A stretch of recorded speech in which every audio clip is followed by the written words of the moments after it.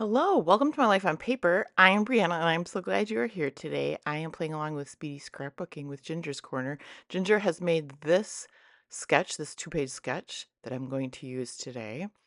And this is a paper pad that I've had. I don't have a lot left of it.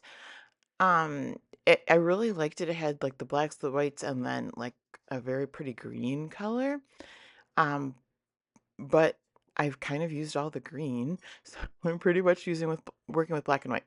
All right, so I have all these photos, and in Ginger's sketch, there are 4x6, both on the left-hand page, the two 4x4 on the right of the left-hand page, and then on the right page on the left side was two more 4x4 photos, and then two 4x6 on the right.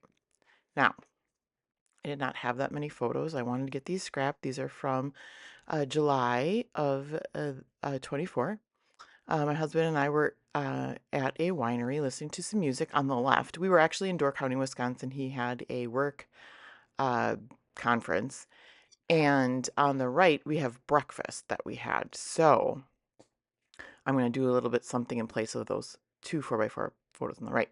Now, the July title you see there is not going to stay there. That is by Ellie's Studio.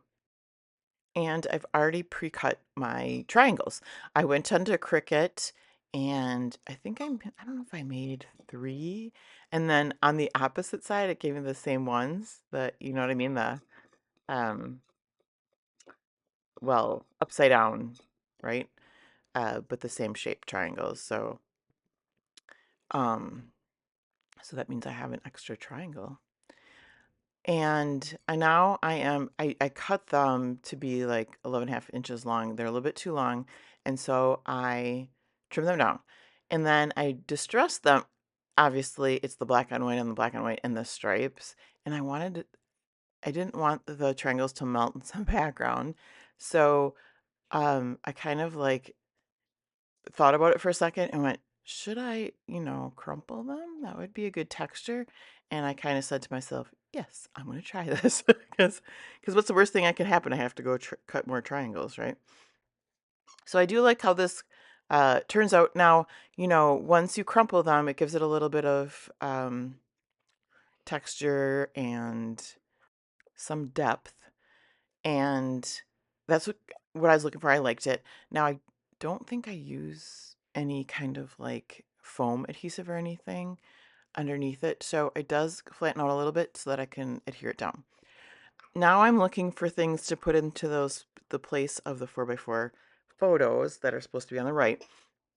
This, the one that says yes, yes, yes, that was actually from the Project Life app, which is free. But when I do photos, like if I make a 3x4 and then I have space on the right hand side and I don't have another photo at the moment to make, I will fill in one of the cards.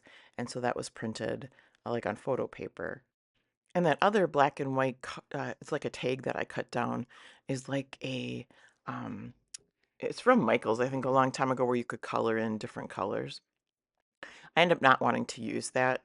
So I did find this. This is a tag I got that's going to be the other square. And it's going to be a spot for journaling. It does have the date as well as says documented, archived, on file, recorded notes.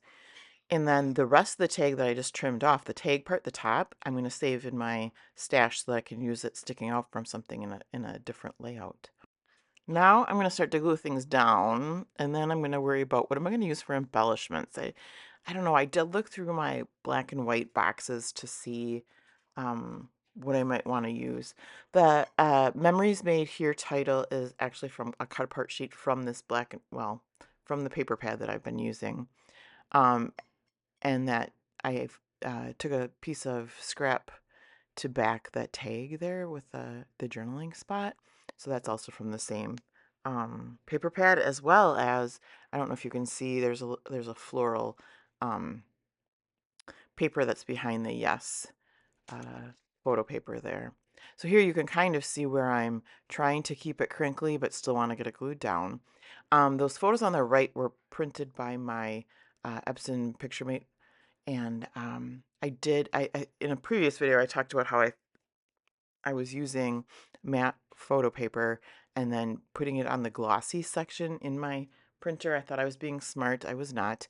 But in the when you do a matte photo, or it's called paper, it gives it a white border. I didn't want the white border, so that's why I did glossy. But um, the printer ended up not printing well. I did clean the heads. I went on the internet to search how to do that, and it was super easy. But it fixed the problem, and now I don't think I'll get this paper again. I showed I mean, obviously the finish is different from the photos on the left. Well, and the paper on the right is like matte, and the left ones are, I don't know if they're glossy. They're kind of glossy, but they were definitely like printed somewhere else. And my daughter looked at the photos on the right and said, "That looks like it was printed for a cookbook." And I guess that's a good thing, right? But um, I don't know. It'd still be nice to kind of more coordinate with the photos, the same finish on the left. Is it going to bother me? Absolutely not. I does not really bother me. Um, but I don't want to do it purposefully either. So I grab out my cheapy watercolors, and I didn't want to leave these white. Now these are chipboard from Close to My Heart, and they are meant to be painted. And I hope you see this. Well, you'll see them in the close-ups at the end, at least, where when you paint this, there's a design that comes through in the back that you can see with the butterfly that's white. So I knew I wasn't like I was gonna leave them white. I didn't want to make black butterflies, so I've got this silvery color, which I'm very excited about. I really like how this looks.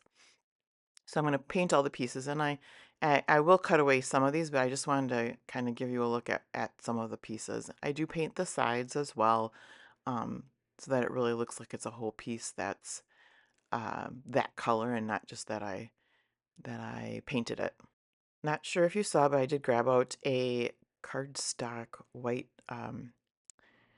arrow, and I think that was from Close to My Heart too. It was like a punch out type thing, and been in my stash after here it is, absolutely forever. And I was like, what if I just paint that?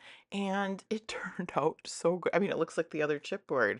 I mean, maybe that isn't a surprise to anybody, but I don't usually just pick up a paintbrush and paint my cardstock. But I gotta tell you, I would think twice and do this again. In fact, I have little notes to myself of techniques to use so that I don't forget, because there's just so many out there. I have it in my notes app, and honestly, I have to add that because how easy. I mean, if you want like a metallic look, but you don't want the bulk, paint your white cardstock. And it's not rocket science. I should have thought about this before, and maybe everybody's doing this, but I never had the inkling to do it, so I'm glad that I did. I tried it out. And that's the important thing. Trial and error, I always say, right? Where, if you don't like it, then you can just, it's a piece of paper and start over again. So I'm adhering the triangles on the left side, again, still trying to give them that texture and bump. Um, it looks like I'm trying to flatten it out. I am totally not. I just want to make sure that it's adhered down. I am going to use foam adhesive tape to put under the title. And I'm going to put my title where Ginger has hers on the sketch. Uh, oh, look at that. I should have put it up higher. I, I mean, I know a sketch is a jumping off point. Ginger's was along kind of the bottom of that triangle, going straight, not going at an angle.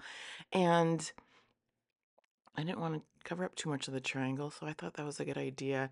Tell me if it looks weird, though, because you don't get the shape of the triangle when I put that down. Of course, first I'm going to adhere down my photos and then work on the cluster in the right bottom um, corner. Uh, there's that arrow. Oh, and the cluster next to the photo of Daryl. Um, so yeah, there's two butterflies and then the arrow. And then on that right-hand side, I have the kind of the swirly leafy thing, the butterfly and the frame. And I want the frame to go under the butterfly, and I want you to still be able to see it. So I did cut it in half. I managed to use both halves down there. And then I have two leaves for down there, and I'll have two leaves for up on the top with the same things. And I do use glue down here, liquid glue, and I think up on the top I might use ATG, but we'll have to wait and see. So those are all glued down. I might use ATG on the butterfly, actually. And then I have this little piece that just fell out of my stash, and I thought, I'm just going to use it. So I do. It wasn't sticky anymore. It's a sticker, so I think this is Doodlebug, actually.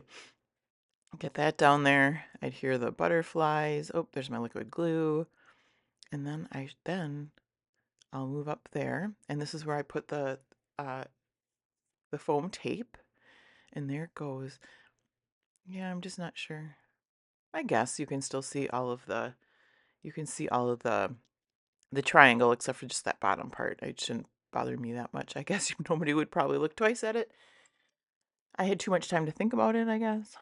And then I do adhere down the same pieces up on top. Oh, and then, so I got a Facebook Marketplace, and it was more of an organizational item, but it had some scrapbooking stuff in. So since I was in my metallic box, because I end up pulling out some silver stars, I found all these frames.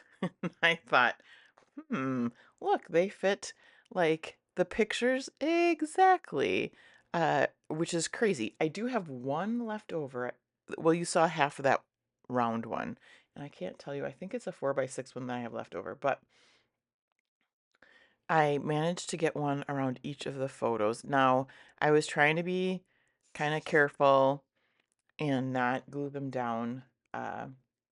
With too much adhesive, because you kind of can see that through, but although with the silver it kind of camouflages. But looking at my layout right now, I can tell you I never adhere down the ones on the right, because those will get some frames as well.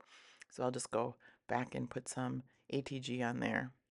So Ginger has this wonderful series, Simple Scrapbooking, and there's a playlist that I'll have listed below. The issue is that this might be my third one, and I don't know if any one of them was necessarily simple. Um, and if you look at this, it looks simple, but it did take me a long time. Apparently, I did not put the stars on camera, but you can see them in the close-ups. So until next time, may your memories always have a home on paper.